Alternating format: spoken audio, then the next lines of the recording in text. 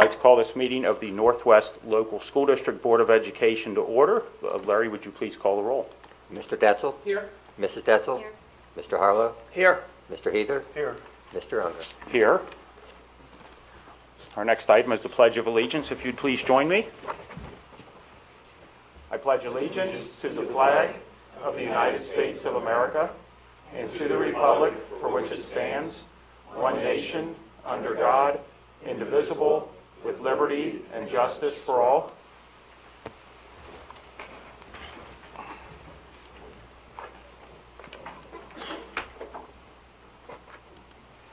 Trying to advance to next item, approval of minutes from the regular meeting on June 12, 2014. So you have the first set of minutes from June 12th. The treasurer and superintendent recommend the Board of Education approve the minutes as listed. So moved. Second. The motion's been moved and seconded. Is there any comments? Hearing none. Larry, please call for a vote.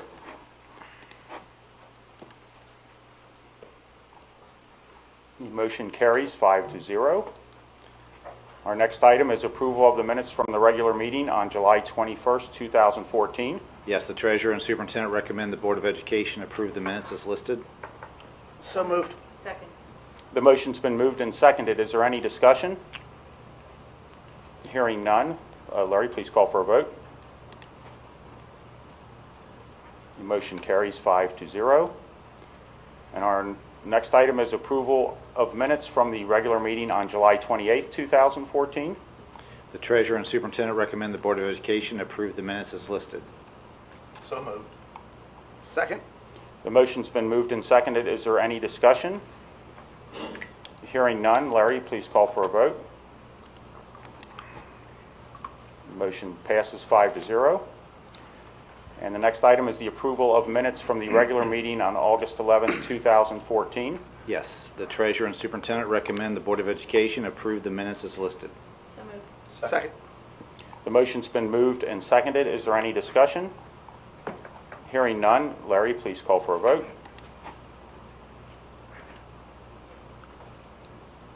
Or is Chris running the meeting? Are you running it? Because I'll call for Chris. And the motion carries 5-0. And the next item is our legislative update by Mr. Harlow. Okay, thank you, Mr. President. The Ohio House of Representatives has shifted attempts to repeal the Common Core state standards away from the House Education Committee and put it in front of the House Rules Committee. The Rules Committee took up 597, House Bill 597 last week, with testimony in support of the repeal, which was given last week. Opponents will testify this week. Passage out of committee looks likely in the coming weeks, and the bill could pass the House during its September session. It's unlikely the Senate would take this up before the November elections, however. As mentioned at the last meeting, our district's elected member of the Ohio Board of Education, Debbie Tierhart, is not seeking re-election this November.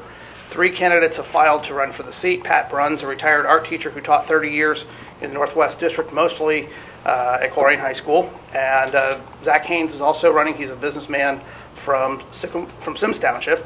And Joe Mormon, who is the regional director for Teach for America, is also running. If they have endorsements, Pat was endorsed the last time she ran by the Democratic Party. I believe Zach will be endorsed by the Republican Party, and I believe that Mr. Mormon will not have support of either party.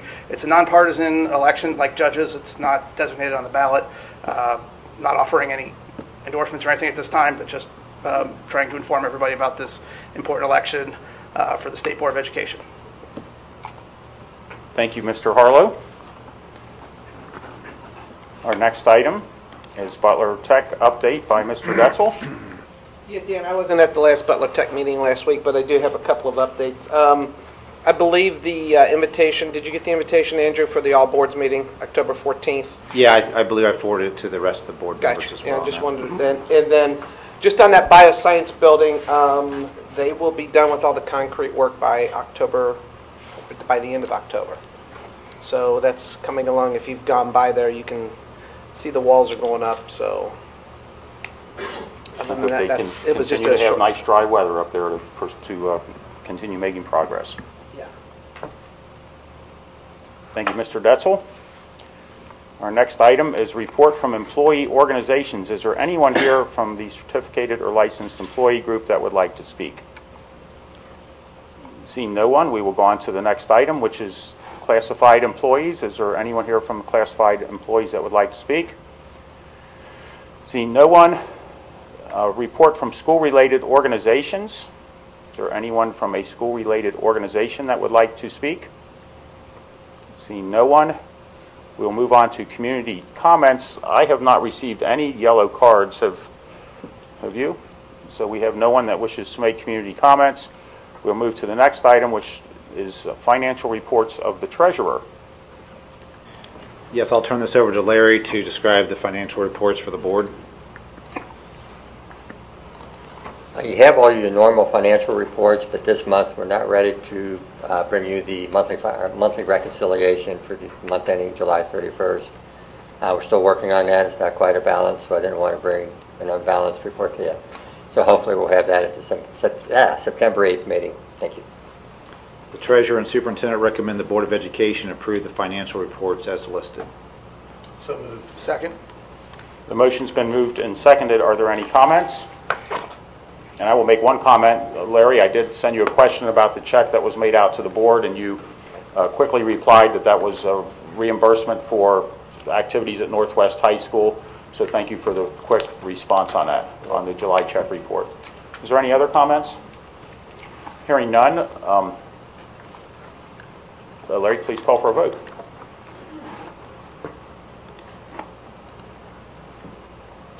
Financial reports are approved, 5-0. The next item is a certificated licensed personnel item, Dr. Jackson. Yes, we have one procedural extra duty resignation. The superintendent recommends the Board of Education approve the certificated licensed personnel retirements and resignations as listed. So moved. Second. The motion's been moved and seconded. Are there any questions or comments? Hearing none. Chris, please call for a vote. The motion carries 5-0. Our next item is a classified personnel item. Yes, we have 7 classified resignations. The superintendent recommends the Board of Education approve the classified retirements and resignations as listed. So moved. Second. The motion's been moved and seconded. Is there any discussion? Hearing none. Chris, please call for a vote.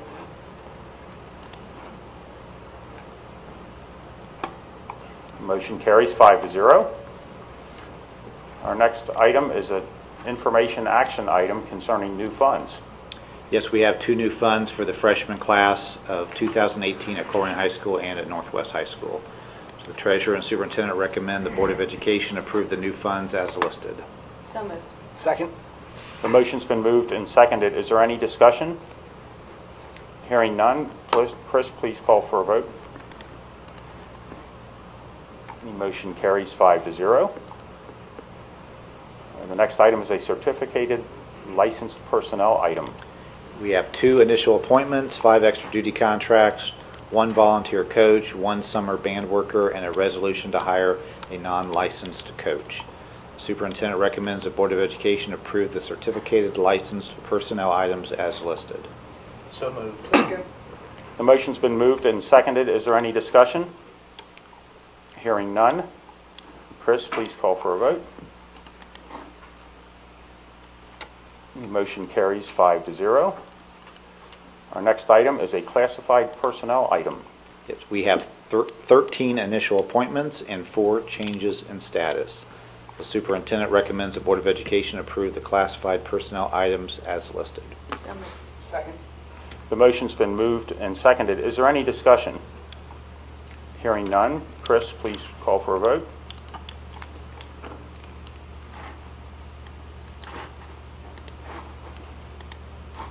The motion carries 5-0. Our next item is a classified personnel release and separation agreement. Yes, this is the release and separation agreement that was discussed at the last meeting in executive session. The superintendent recommends the Board of Education approve the release and separation agreement as listed. So moved. Second. The motion's been moved and seconded. Is there any discussion? Hearing none. Chris, please call for a vote.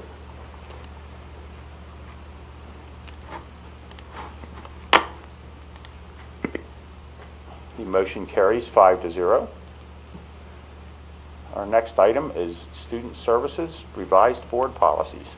These are the two, this is the code of conduct that was brought to the board at the last meeting that put it into 4 tiers. We did make that correction to clarify the dress code because it was a little bit confusing. And then also the procedures as well, both were presented at the last board meeting, so that's brought to you for approval as well. So the superintendent recommends the Board of Education approve the secondary discipline policy and revised code of conduct as listed. So moved. Second. The motion's been moved and seconded. Is there any discussion? Hearing none. Chris, please call for a vote.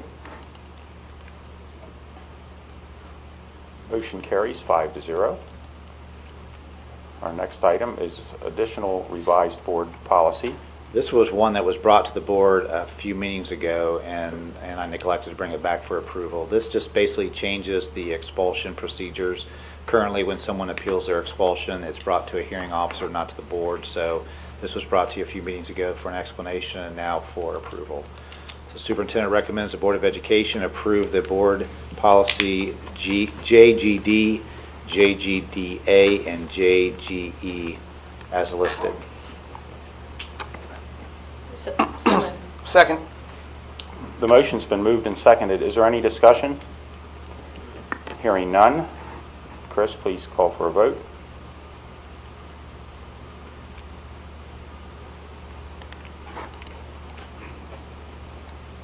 The motion carries 5-0.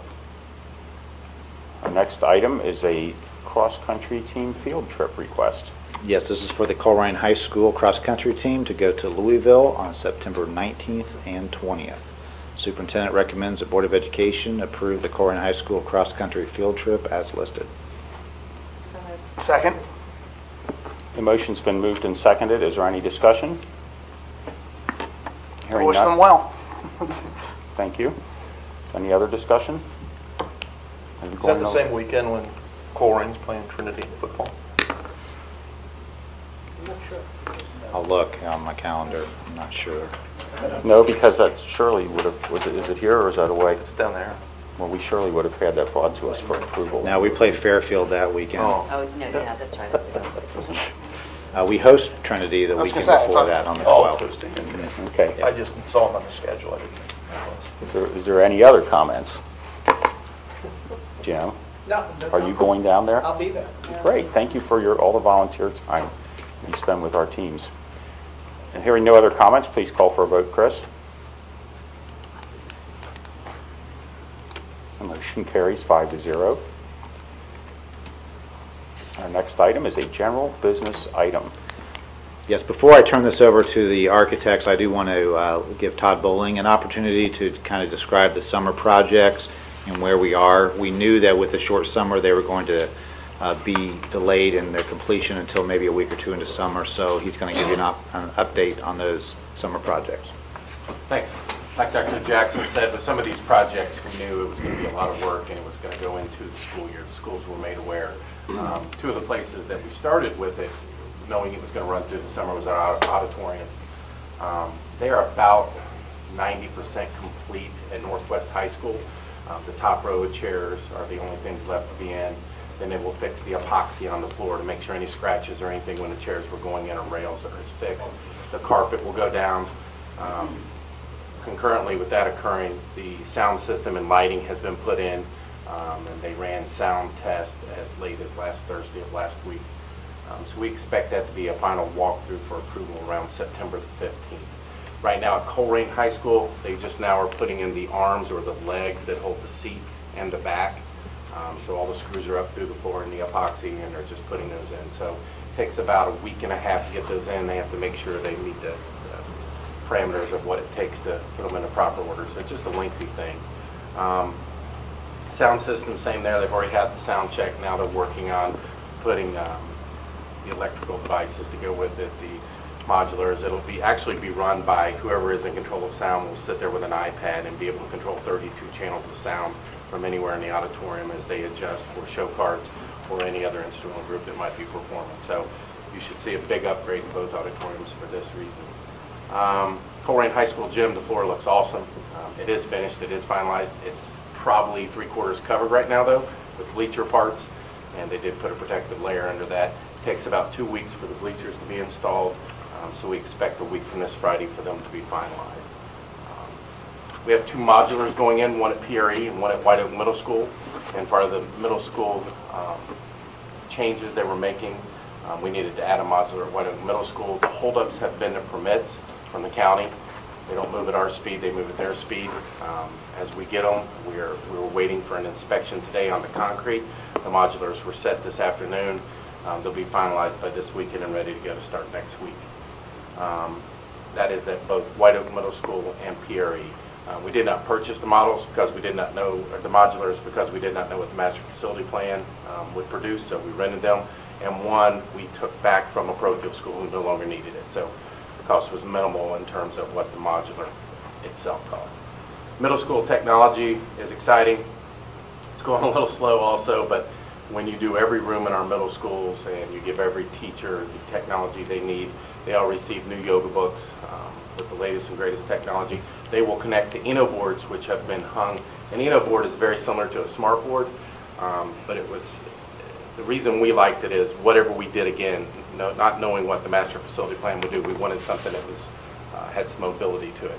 These are magnetically mounted to our old chalkboards, so if we decide one of the middle schools gets renovated, it can easily be moved and be put in the new one. It also had arm projectors that go over top, so we're in the process of getting all those installed. Pleasant Run Middle School is completely done. White Oak and Colerain will be done this week.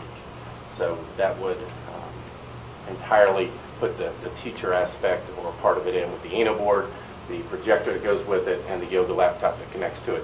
We were also able to get 6 Chromebooks that will go in each middle school classroom, and we're not just talking about just our classrooms of 25 and 30 kids. We're talking all our small group rooms and everything else that would benefit from the technology. Cosmetology is done on our part. Kramer Feldman did a great job, got it wired, got everything. The holdup was Butler Tech ordered specific tables and bowls for the cosmetology lab. They didn't come in on time. They did come in yesterday morning, so they'll be installed as quickly as possible. We hope to have them installed and ready to go by next Tuesday also. Labor Day weekend will help. They may not work on Monday, but they're going to work Saturday and Sunday to get it where it needs to be. Lastly, window replacement at Northwest High School is ongoing. It just takes a lot of time. It'll be finished about 3 weeks after school's out or in. They are replacing the top floors, then they'll go around to the bottom floors, and about 3 more weeks for that to go. So coordinating all this, making sure we're working night shifts. We have been very upfront with visitor passes, what they should be wearing, who they should be in contact with. They only have one entry into the schools, and they know they need to move to a second shift to complete this construction. So we've been very thorough and very upfront with them on that part. So overall, it's going very well, and it's a lot in a little bit of time. So it should be nice. Miss those lovely, squeaky, and comfortable chairs in both auditoriums. Yes. Cushion on the bottom. Yeah, they're and padded back. too.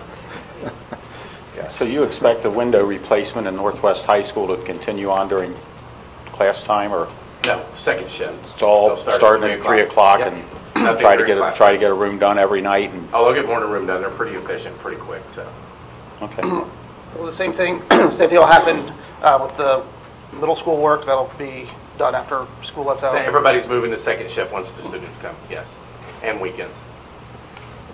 Great. thank you, Mr. Bowling. Thank you, Todd. Now I'll go ahead and turn it over to the gentleman from Roth Lesko, who will give the board an update on the master facility plan. Great, thank you. Good to be back. I'll start by, we have a little chart of information that we use to start doing some evaluation of your facilities. And then Tony's going to talk about the first committee meetings, and Dick's going to review where we are with the assessments. I know on the schedule we have us kind of coming in once a month, but where we are in terms of all the information, we were talking to Andrew before, and we feel that between now and your next board meeting, we're going to have a lot more information to bring you. So we'd like to come back to the meeting on the 8th, is it? And Dick will have more information. We'll be able to give you something really good to chew on there. But to start, I just wanted to share this chart with you. And what we do is begin by looking at, if you took your existing buildings with the existing enrollment and built a new building, how much would that cost?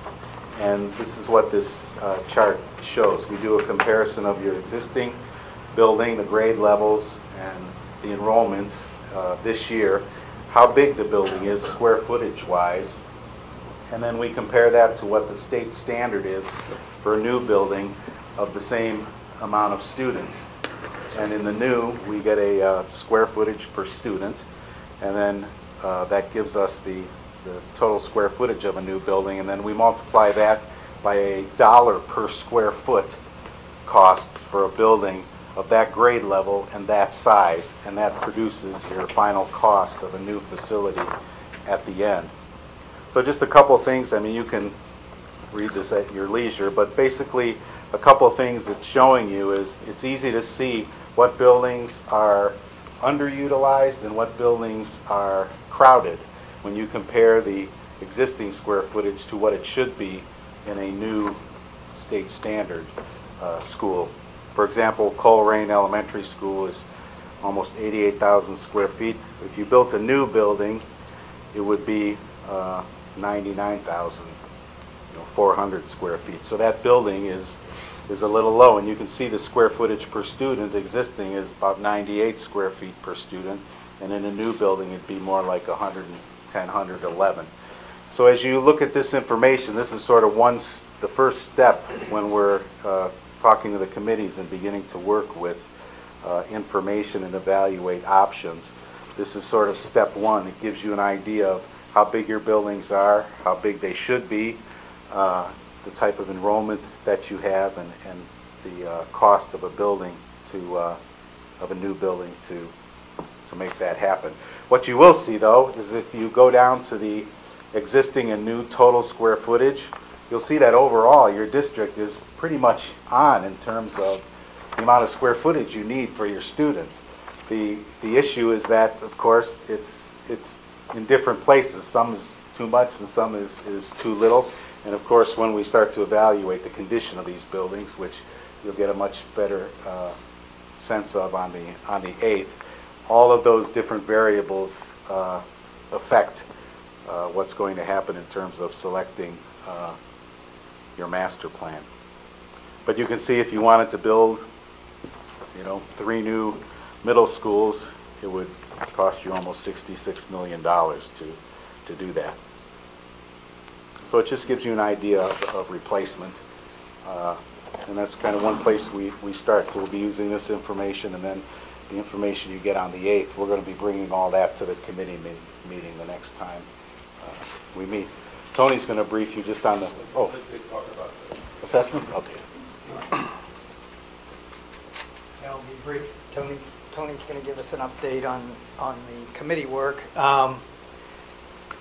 Quickly, Beavis, went up to Beavis, looked at it. I'd like to write up a one-page report about what some of the options are there. And so that'll be included in our assessment piece when we bring it to the next board meeting.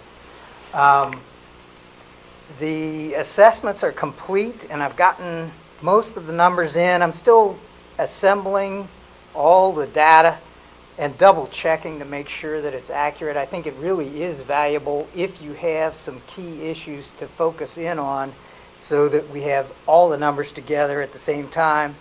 Also, what I'm doing is assigning, because as the assessors went through, they made some assumptions about near-term versus long-term projects, things that might be only things that really need to be done in the next 5 years versus things that can be stretched out 10 or more. And some of the key items we're identifying are large dollar and really what I would call mission critical items. If they're things that roofs, air conditioning units, new windows, those are large dollar items. But there are also some other things where we might have an opportunity to address some of the classroom situations and what happens if we move some of the students from this school to this school or this site to this site. And part of this exercise, as we'll talk about in a little bit, is are there schools that could be combined? And I know you've looked at some of those options in the past, and we've got some more to present to you as well. So that's where we are on the assessment piece, and we'll have more detailed information for you on the 8th. Tony? Yep. So the first meeting of our committees was August the 12th, and so we had a joint committee meeting of both the facilities and the finance committee. You got that roster. Everybody should have seen that roster. And really was an organizational meeting. We reviewed with them the process that we put in front of you, the timeline that we're really under, which is really an expedited time frame because we really want to get this wrapped up by the end of December. And we had made sure they had at least got a copy of a part of the enrollment report so they could see what you had saw the time before. So that was in place. So we are scheduled to meet on September 16th. I always say September the 13th, but it's the 16th. So the Facilities Committee and the Finance Committee will meet separately. So one of the things that the Facilities Committee will do is, and we were pushing Dick pretty hard to get these engineering reports. So, one of the things that we will share with them what you have today, but what you'll have on the 8th, and I think make sure you'll have another category, and that category will be renovation cost. And, you can expect to see, okay, so if you were going to renovate any one of these buildings, what's the total cost? What's the return on investment? Is it 50% of the building to renovate to get it back up to speed? Is it 100%? Is it 70%? Whatever that number is. Because that will help the facilities committees. We start to blend enrollment issues with what we have. Because if there's a building or two that really is going to come kind of off because it's not worth replacing because the renovation costs are too high, we need to know that as we start to generate some scenarios. So that will really be a focus when we meet on the 16th, is taking a look at those and then starting to really craft some options. So what if we did, what if we created one high school? I mean, that's come up here. What would it cost? What if we one high school and did nothing else? What if we did one high school? What if we did some of this for the middle schools? What if we did one new elementary building, 1,500 kids? What schools would come off, and what would that look like, and what would the renovation costs still look like? So we're anticipating we'll generate a lot of options, and then we'll keep coming back and narrowing those down because the cost, if you can see, just to replace all your buildings is a pretty large cost. So we need to know what the renovation piece is going to be and then what the new pieces will go. So that will really be a focus of the facilities group to really generate ideas. We had a quick conversation with Andrew about, well, what if we had a K-8 building? What would that look like? Where would it go? What could it do to help stretch the numbers? So while we're doing that, then the Finance Committee, which Larry will lead, will really talk about what the historical taxing of the district is right now, when the operating liabilities are coming up, what's your indebtedness going to allow you to borrow, what will a mill generate in a bond issue, so that we get an idea as we come, at some point come together. There will be a number that you're probably going to get comfortable with. There'll be a number that you won't be able to get beyond. So you may have more costs than actually you can go to the voters to get, and we're going to have to make some hard calls on that. So that will be on the 16th. Prior to that meeting, we'll be meeting with the teaching staff just to get some input into the process, give them an opportunity to tell us some things maybe we haven't heard, and begin to prioritize some of that. So we'll have a pretty busy day on the 16th. And then we're scheduled to meet almost every 2 weeks after that until we get this job done. So with that, I'll open it up to questions. You mentioned that meeting's on September 16th. 16th. Okay, thank you. With like the K through 8 school, and I keep kind of going back to that because those are the two oldest schools that we have, the Corning Elementary and Corning Middle School. Is there a move in Ohio or everywhere or not with K through 8? Is that something kind of rare, or are you seeing more of that to combine? If you really read the research on building designs and organizational structure, you can make anything work. There's really effective K-8 buildings out there. There's really effective K2, 3, 5, 6, 8s. I think one of the things we're probably going to wrestle with is you just got a mix of things, and how does that impact your operations? How does it impact your efficiencies? We're going to be looking for ways to get more efficient too, because that'll drive some of your costs down. Those will be some of the trade-offs we're going to have. So what we don't want to do is we want to make sure that we put all the options on the table and they get vetted, so that as we move forward, we'll have looked at everything. And at some point, we'll probably get down, and Rob knows this, we'll probably get down to 2, 3, or 4 really viable options, and then we'll have a more deeper conversation about what that means for you academically. But even if you put a K-8 building together, you still got a mismatch of other organizational structures that you have out there, and that may be one thing we look at. With the, this is just all hypothetical here, but for example, the Corrigan Elementary, you projected to replace it, it costed $22 million, and then the middle school, $20 million, so you're talking $42 million. If you combined them, because then you only need, one roof instead of 2 roofs, Right. What could you realistically save by combining? Just, is there a factor that? Yes, there is. Okay. Generally speaking, you save about building costs $1.5 million to $2 million because you're sharing those core spaces. You don't have to build 2, cafeterias, those kind of things. So you save about $1.5 million to 2 on combining 2 buildings into one, regardless of what they are. I thought you were going to tell me like 10 million or something. No. You're still going to have the same, Square one footage. classroom for 25, so you're still going to have the same number of classrooms. Just going to be bigger. Yeah, you end up having the same square footage in your core classrooms. You gain it by the core spaces, like the cafeterias, the gyms, those things. Yeah, okay. Get better, more efficiently used. Right. The other thing you'll begin to think about is if you take a building offline, then you don't have the renovation costs. And part of what Dick's going to do is to say, hey, this building needs these types of renovations. They need them right now. Well, so let's say that's $20 million. Well, do you really want to spend? If we can take that offline, that's $20 million we don't have to spend there. That you can spend on a new building. That you can spend someplace else. It's just more efficient to do that. So I think those are the options we're going to begin to explore when we really look at the renovation numbers. And Michael was at the meeting, and we were talking afterwards. We really need that in the facilities committee, because the facilities committee really it won't help us say, well, what if we just renovate all the buildings? Well, if you renovate all the buildings, there's a cost, but you don't get any new space. You haven't changed the academic footprint at all, and that may not be something we want to do. So. That one's vetted out pretty fast in the committees. But I wanted to add that there's not only a construction cost savings, there's operational savings when we combine 2 buildings into one, in terms of staffing efficiencies of operating. So that's another number you have to look at in terms of Like savings. you only need one principal Right, instead of like 2. depending on the school and how large, how many students, those kind of things. Yeah, okay. One of the advantages you have is some flexibility with property, because the district does have property, and I think that's one of the reasons we can look at an option like that. There's some ways we could do some. Right. Otherwise, you'd have to find property, buy it, and that would be in your Right. cost and so forth.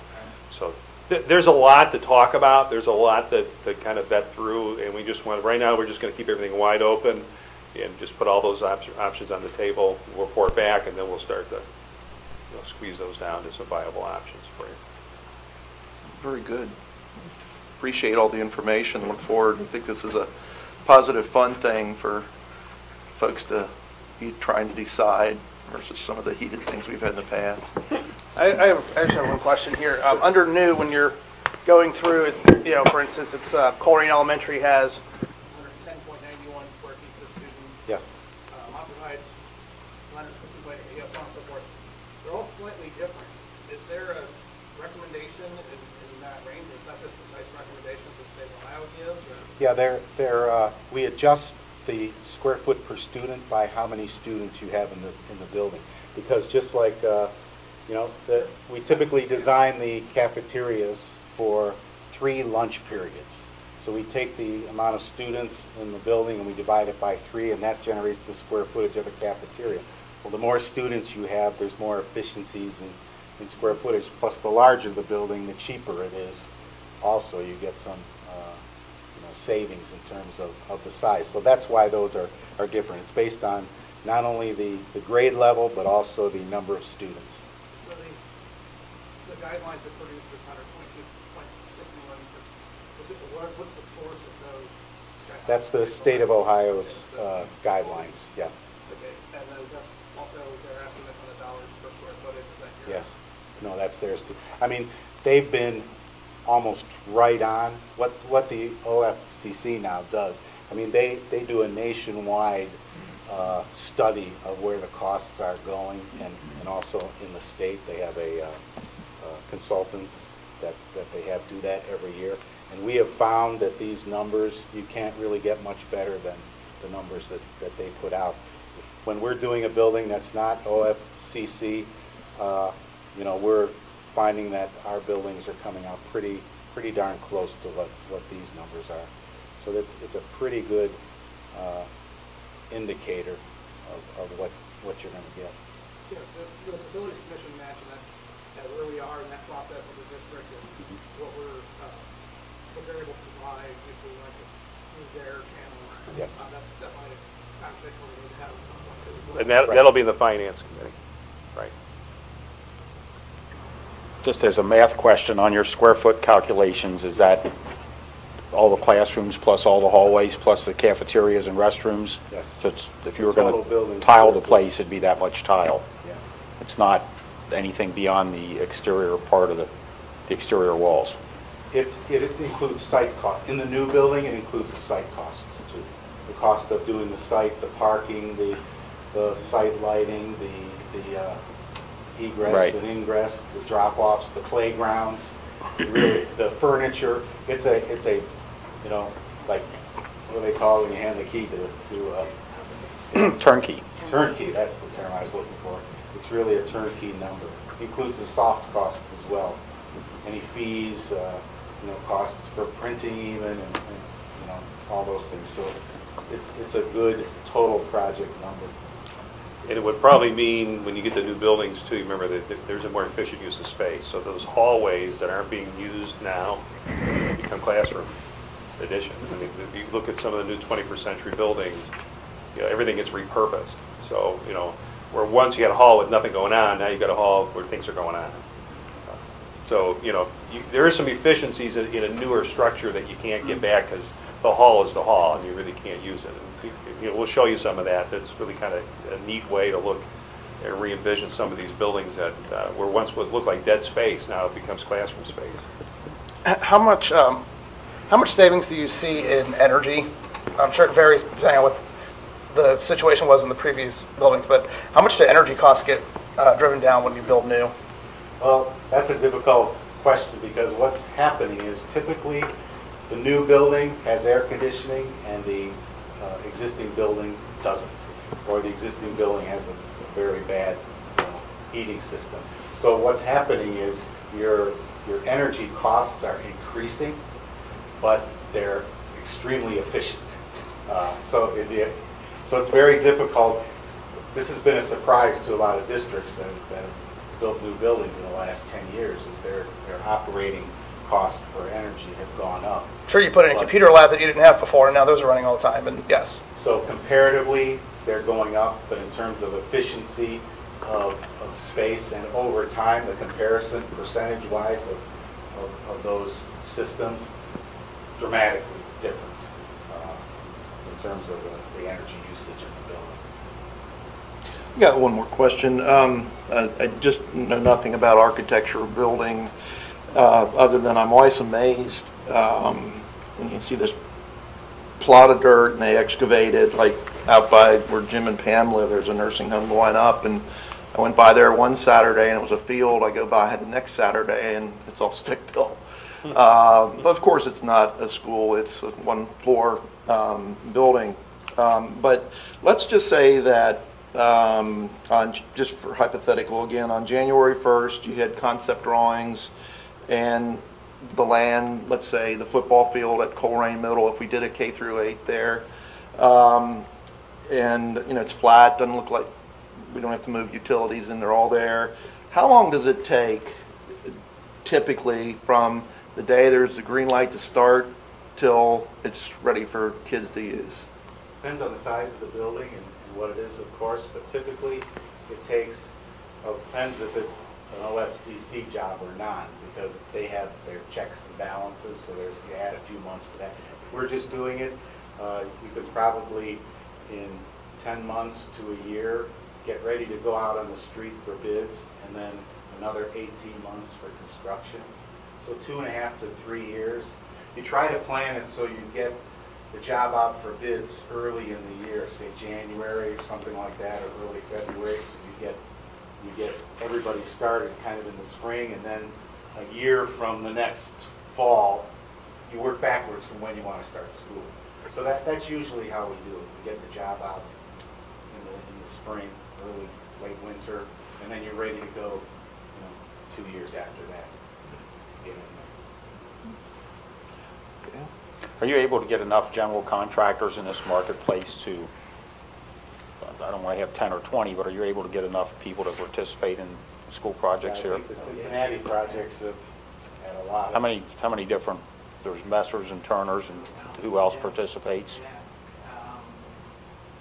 Could you use the mic a little bit? Yeah, actively, we've probably got at least 10, I would say. Okay. Qualified contractors who could take on a project, a school-sized project, at $12 to $20 million new. That's the general contract. General contract. Okay.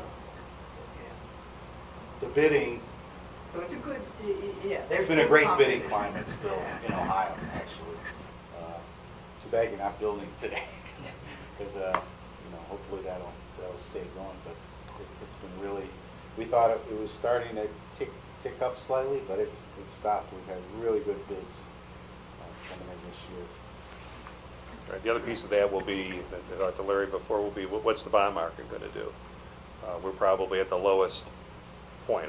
We don't anticipate bonds are going to go lower, but if there's any change or any move in the market, any move up's going to limit the borrowing power of the district. So, that'll be something we'll look at in finance and say, okay, so if we're interested in doing this now, the market looks good, we can anticipate, well, will it be good 12 months from now? Well, we won't know that.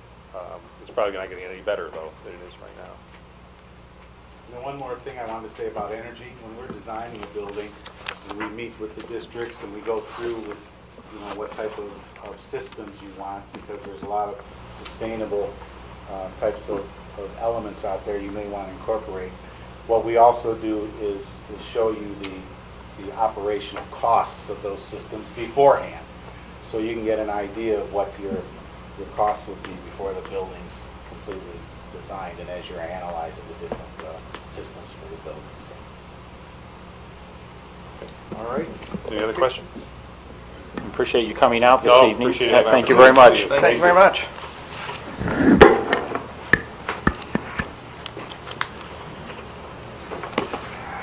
The next item on our agenda is professional conduct and social media review.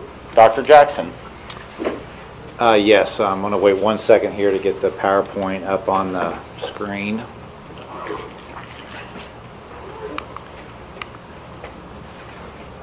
So our teachers came back Friday and today for their first two teacher days, and as part of our professional development, we've reviewed their professional conduct and social media review. So I wanted to share that with the board today as well, and with the public, so they can see what we're doing. And this is regarding the 3 recent incidents of sexual battery. So it talks about, first of all, in the introduction, that we've had some instances recently regarding employees and students, and that these incidents revolved around social media. These events had a tremendous impact on our students, the abusing teacher, our employees, the community, as well as our profession. We've reminded the teachers that it's imperative that they understand the legal and professional requirements and consequences related to this behavior. And it's also imperative that they understand and appreciate the district's policies on social media use and the role that social media has played in these tragic events. And each teacher reviewed this with their principal either today or last Friday, and they also went online and reviewed it again and then acknowledged that they had reviewed it and understood it. The first one is Julie Hotzenroder, who was convicted back in November of 2013 at 2 years in prison. convicted of sexual battery. The next one is Brandon Lampley, a former Northwest High School assistant. He was sentenced in May of 2014, also of sexual battery, and to serve 4 years in prison. And then the last one is Kenny Gooden, who was indicted on July 2014, and his case is currently pending. Regarding the licensure of these three individuals, Julie Hodson-Roeder had her license permanently revoked. Brandon Lampley had his educational aid and pupil activities permit also permanently revoked by the Office of Professional Conduct at ODE. Neither will be able to ever hold a valid license or permit from ODE again. And Kenny Gooden's information has been sent and reported to the Office of Professional Conduct as well, and we're waiting the outcome of that case.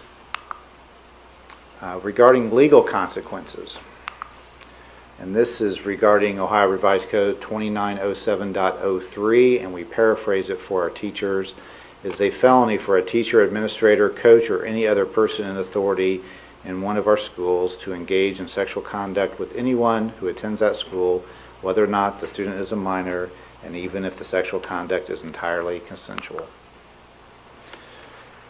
Regarding felonies, if the victim is older than 13 years and it's a violation of 2907.03, it's a third-degree felony, which carries a prison term of 1 to 5 years.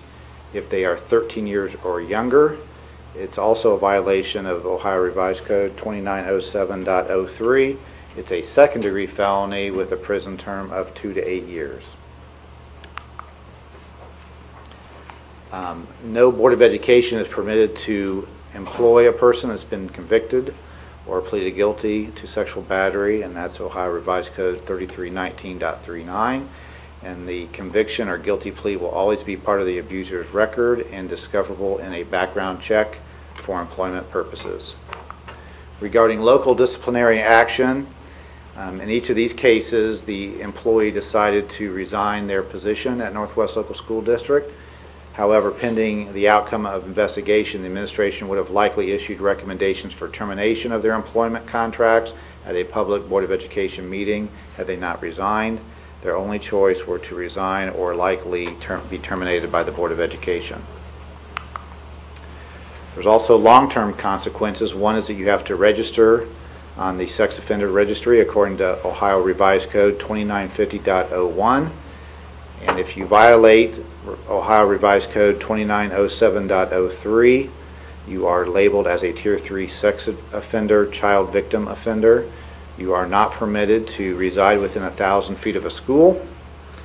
If you are convicted of such crimes, you must register with the county sheriff as a sex offender and provide notice to the sheriff each time that person moves.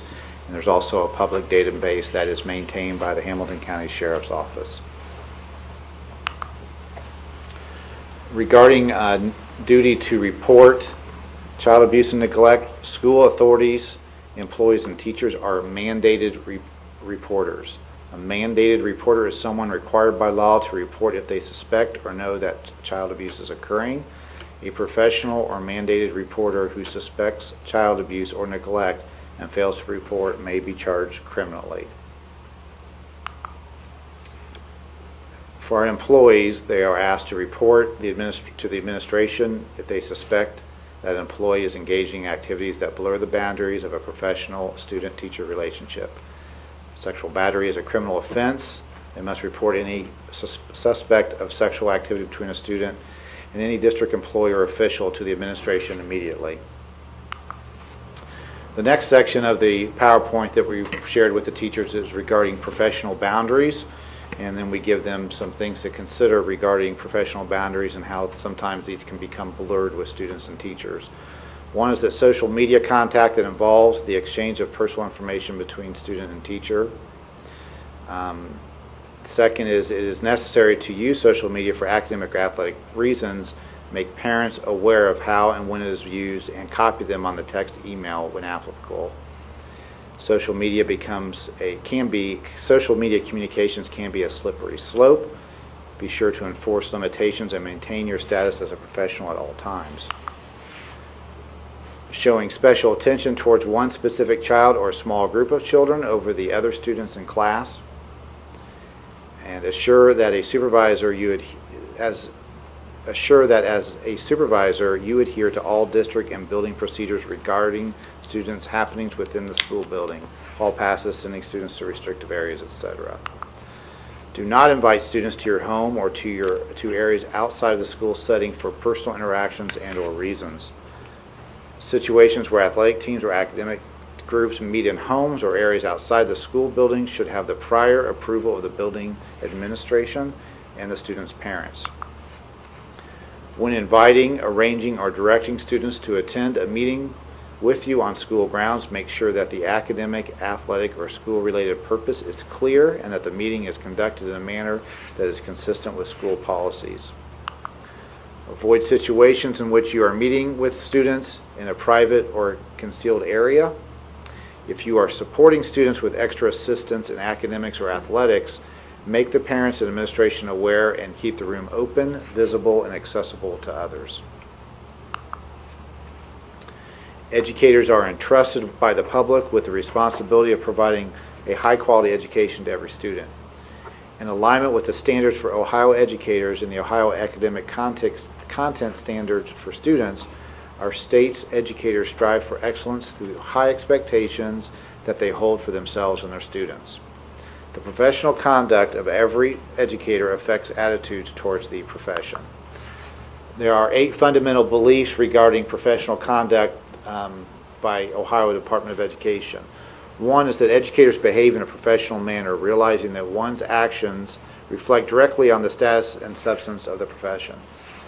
2, educators maintain a professional relationship with all students at all times, both in and outside of the classroom. 3, educators accurately report information required by the local Board of Education or governing board, state education agency, federal agency, or state or federal law.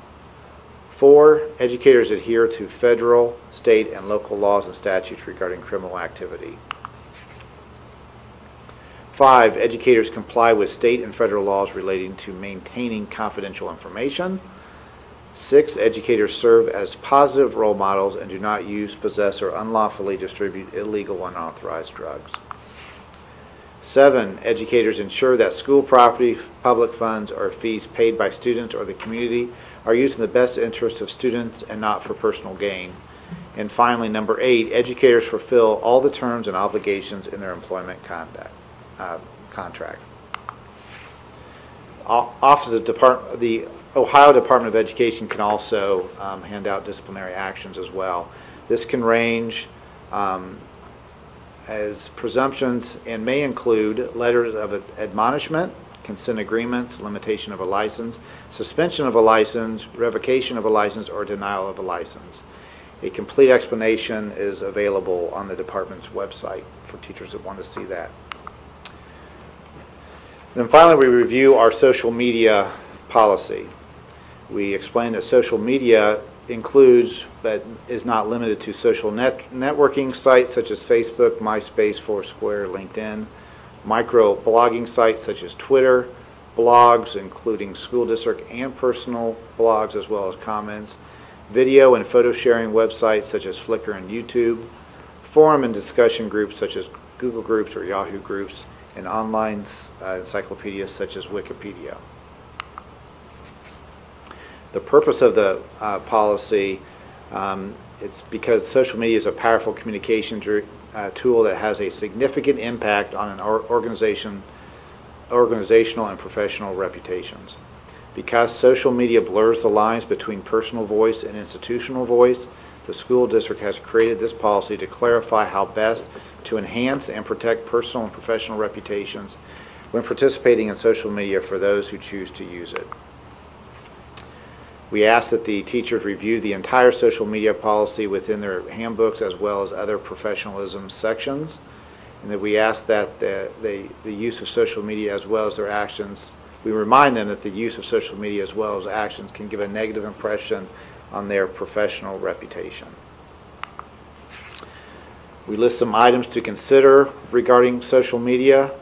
One is to have separate personal and professional accounts, not to use district logo to make endorsements, protect confidential information, be respectful, respect copyright and fair use laws, comply with licensure code of professional conduct for Ohio educators, be aware of liability, and think before you post. And then finally, we thank them for their cooperation and attention in this matter, and that we developed this with the Ohio Revised Code, Ohio Department of Education, the Public School Works, and the Northwest Local School Board of Education Policies and Procedures. So each of our teachers reviewed that over the last couple of days, and we also worked with the attorneys, and they reviewed it as well, made some suggestions, and gave it back to us. So we will continue to be proactive in our approach with this, and hopefully they take heed, and this will stop it from continuing. So that's the PowerPoint that we gave to our teachers. Anyone have any questions or comments on that? Andrew, is there something that the teachers, after they see this, read it, is there something that they sign? Yes, they actually go online, Public School Works, and any of our compliance items they have to sign, they actually go online to do it. So that keeps an electronic log of everything, and one of them, which I actually took it today, and at the end of it you have to click something saying I reviewed it and understand and will comply with this. Okay. So, yes. Was this presented like on a building by building basis, or the principals meet with each teacher individually, or in small groups, or how was it? It was done in the entire faculty together. So we presented it at our leadership retreat with all of our principals, and we had our attorneys there to help us, and they reviewed it for the first time, made a few changes, and then the principals or another administrator in the building then and presented it to their teachers. Each building did a little bit different. Like some of them might have broken them into 3 groups and did rotations, so they each saw it separate, but it was in a large group format. And then they individually went to their computer and reviewed it one more time and clicked on that they had done it. I just want to say, first of all, it's a pretty sad day that we have to do this with educated people.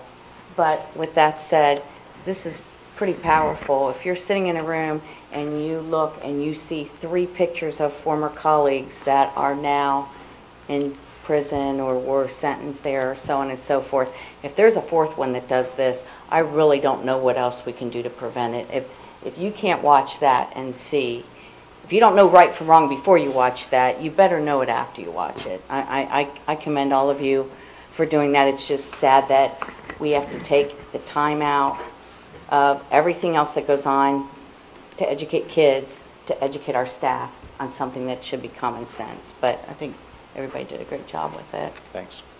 I did go to the Hamilton County Sex Offender website when I reviewed this Saturday, and I see Julie Hodson-Roeder on there. I do not see Brandon Lampley on there, so I don't know if he was required to register. The 3rd person, Mr. Gooden, obviously hasn't gone through his trial yet. He may not live in Hamilton County. Yeah, I'm not sure if he does. I don't know either, but No, that's I don't I'm know. saying it's a I possibility. just, as a point, I didn't see him on there. Okay. There's So- also a statewide website that Attorney General Mike DeWine has, and so maybe if he lives in a different county, he wouldn't be That's on fine. ours. I really appreciate it, and I think it's a great start, and I think we can just keep, you hate to have to do that, but I guess you've sat down in front of these groups of people and presented this, and what kind of feedback are you getting from any of the teachers or the employees? No feedback necessarily. It's rather somber, and they understand it's serious, and it's unfortunate they all have to sit there and watch it because the vast majority of our teachers are great, dedicated, professional people. But because the illegal actions of a few, we all have to sit through and watch this. So I really appreciate you putting it together, and I guess that's going to be the new norm for the future. Is every new group has to be presented that presentation just to keep it out in front of people so they realize that there's a whole range of behaviors that are completely unacceptable. So thank you for putting it together. Before I conclude my comments then and turn it back over to you, I would like to remind everyone that we have about 9,500 students that are going to show up tomorrow morning, bright-eyed and bushy-tailed, no doubt, and happy to be back at school. So we had our teachers here Friday and Monday. I want to thank the teachers for their hard work getting their classrooms ready. We give them a little bit of time to work in their rooms, but typically they start showing up about 1st of August getting things ready because they're a dedicated group. I also want to thank all these people here and their hard work.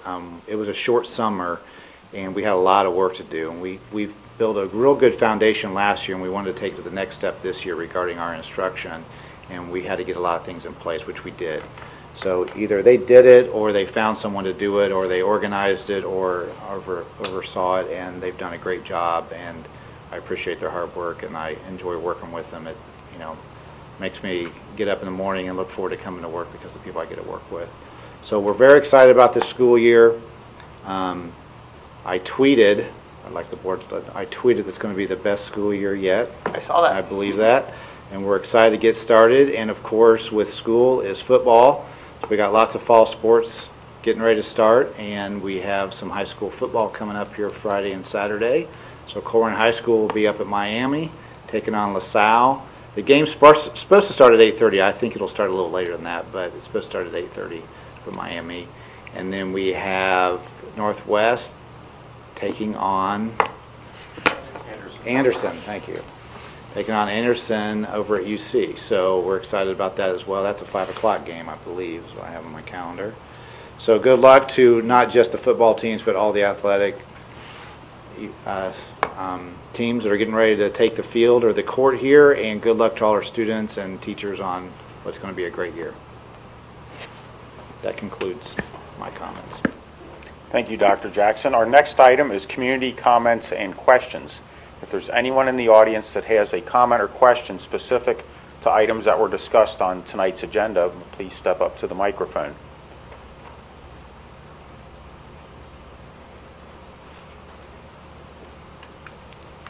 When you were talking between the schools and everything else, I believe Corwin Junior High, part of the building, when you face it, on that side of it, was all put new back in the 90s. They just bought brick to match it up, but that was all added onto it. So that's some savings you have there. So. Thank you. Is there anyone else in the audience that has any questions or comments about tonight's agenda? Seeing none, we will move on to the next item, which is an executive session. Yes, to move into exec session to consider the appointment, employment, dismissal, discipline, promotion, demotion, or compensation of a public employee or official, and to conference with an attorney concerning disputes that are the subject of pending or imminent court action. Superintendent recommends the Board of Education approve the motion to move into executive session as listed. So moved. Second. The motion's been moved and seconded. Is there any discussion? Since it seems like it's going to be a late night, can we go ahead and do our comments now? Because I don't know that all of our audience is going to stay. Sure. Yeah, we'll do those. That's fine. We'll move the comments to then if that favors the rest of the board. But I think we have to go ahead and vote on the executive session first. Was there any other items on here after executive session? And there'll be no action taken after we come in to adjourn the meeting. So let's go ahead and call for a vote on moving into executive session first. And that carries 5-0. And we'll go on to a board member's comments. Mr. Detzel. Just wanted to wish both football teams good luck this coming weekend, and wanted to congratulate Hannah Tobler. She was third overall in the girls' varsity race up at the Centerville Night Lights cross-country meet Saturday. Mr. Harlow. I wish everyone the best for a very productive, enriching, and just overall very beneficial and positive school year this coming year. Ronald Reagan once said that Republicans believe every day is the 4th of July, Democrats believe every day is April 15th, but I think that if you're in education, you believe that every day is the first day of school. Thank you, Michael. Pam? A couple things. One, I wanted to echo what Andrew said as far as our dedicated staff and how, the days are gone when the last day of school that our teachers are off all summer long because they're constantly working and preparing for the next school year.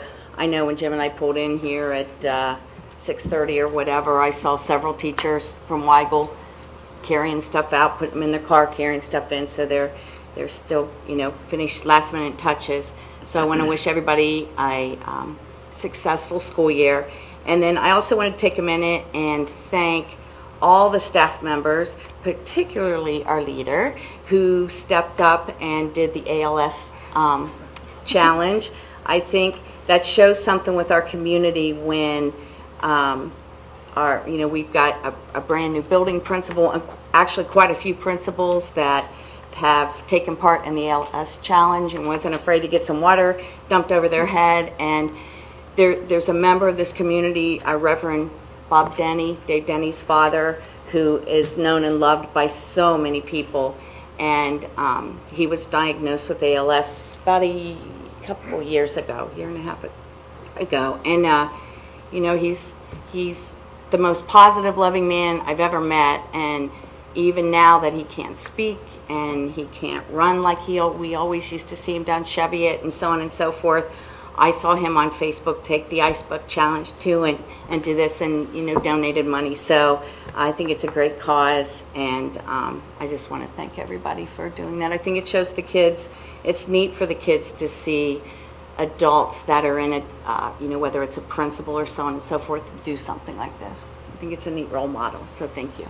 I'd like to add to that I believe the 3 board members, were they called out to do that? We were. I've done it and Pam's done it. I had actually done it the night before. I had posted that on Twitter. Awesome. We did too.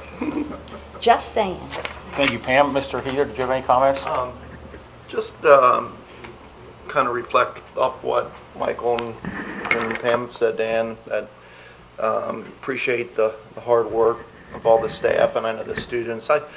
I remember going, it seems like it was yesterday, I don't know if I was more excited about the first day of school or the last day. I just know that they were both big events, and so I'm sure a lot of kids are anxious tonight thinking about tomorrow. But going back that far, I like to always think about the good old days. I can remember my desk when I was a 3rd grader still had the inkwell. And the back of my desk was, the back of my chair was the front of the desk of the person behind me. I mean, these desks were like from 1890 or something. And at the end of the school year, we had to sand our desks down. Does anybody else remember that? No, Grandpa. Tell me some more, Grandpa. Clever, Dan, clever. But I can remember the sanding the last day. We'd all sand down our desks so they were nice and smooth because, kids tend to write and do stuff to desktops during the school year. But I will never forget that inkwell and thinking what it must have been like dipping to write. But let's hope that Northwest and Colerain get off to a good start with football. I'm going to try to get up there. We've been in contact with Joe Pollitt about the turf thing. Wrote the editorial that Mrs. Key was so nice to put into the Northwest Press. Still a long way to go. Northwest has a graduate who got drafted in the 3rd round by, I think, the Buffalo Bills. Preston Brown, played for Louisville. And in conversation with Joe recently, I said, maybe he'd like to give $100,000 or $2,000 of that signing bonus to the school that taught him much of what got him there. So he is going to approach him, and we'll see what happens. But a long way to go on that. And with that, I'll conclude. Thank you, Dr. Heater. And don't forget about the kids that work very hard in our high school band programs. They spend much more time on the field and have been training a lot longer than the people that put on the show before and after the halftime show. So the high school band kids have spent a lot of hot summer days outside, and music is a lifetime skill set, and I certainly encourage them to keep perfecting their craft and their instruments. And with that, we will go ahead and move to executive session. There'll be no action when we return. Thank you all for coming, and you're welcome to stay. I would estimate we'll probably be back there 1 to 2 hours. So thank you.